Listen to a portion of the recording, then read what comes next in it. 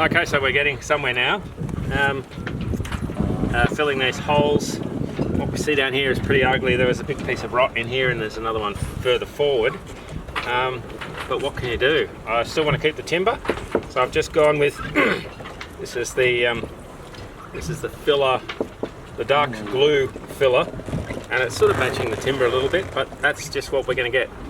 So next I'm going to oxalic acid all the timber, see if I can get it even colour, and then we'll be coating.